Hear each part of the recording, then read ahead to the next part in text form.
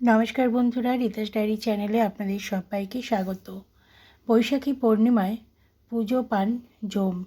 মৃত্যু ভয় কাটাতে কীভাবে খুশি করবেন ধর্মরাজকে, সেটাই আজকে আমি বলবো আপনাদের সামনে।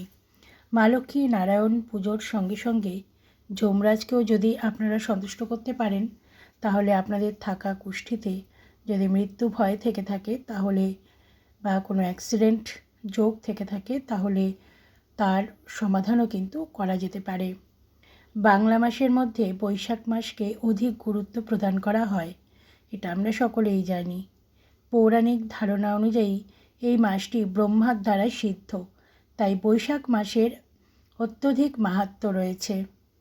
এই মাসের পূর্ণিমা তিথিও এই কারণে অধিক গুরুত্বপূর্ণ। বৈশাখী পূর্ণিমা তিথিতে সৃষ্টির পালনকর্তা বিষ্ণুর নিয়ম মেনে পুজো করা হয়। তার কাছে সমস্ত দুঃখ দূর করার প্রার্থনা জানান ভক্তরা। বন্ধুরা, যে জাতকের কোষ্ঠীতে চন্দ্রদোষ থাকে তারা বৈশাখী পূর্ণিমা তিথিতে চাঁদের পুজো করলে এই সমস্যা থেকে মুক্তি পেতে পারেন।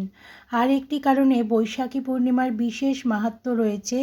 এই তিথিতে নিয়ম মেনে যমরাজের পুজো করা হয়। বৈশাখী পূর্ণিমায় যমের পুজো করলে অকাল মৃত্যুর ভয় থেকে কিন্তু মুক্তি পাওয়া যায়। বৈশাখী পূর্ণিমায় যমরাজকে তুষ্ট করার কিছু উপায় রয়েছে।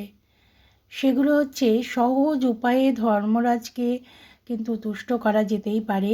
এই দিন জল ভর্তি কলসি, ভার, শসা, চাল, ছাতা, পাখা ইত্যাদি দান করলে মৃত্যুর দেবতা প্রসন্ন হন। যে কোনো একটি আপনারা দান করতে পারেন, বা চাইলে সবকটি দান করতে পারেন। জল ভর্তি কলসিও দান করতে পারেন, ভার, শসা, চাল, ছাতা, পাখা এগুলো সবকটি করতে পারেন, বা তার মধ্যে যে কোনো একটুও করতে পারেন।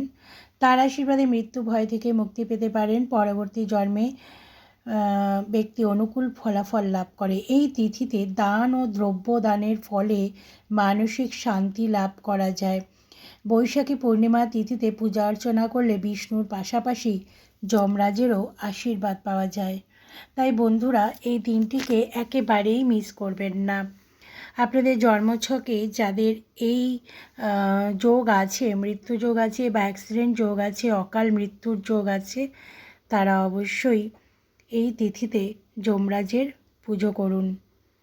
বিষ্ণু দেবের পাশাপাশি মা লক্ষ্মীর পাশাপাশি যমরাজের পুজো করুন। দেখবেন যে আপনাদের অকাল মৃত্যুর হাত থেকে আপনারা সবাই রক্ষা পাবেন, সবাই ভালো থাকবেন।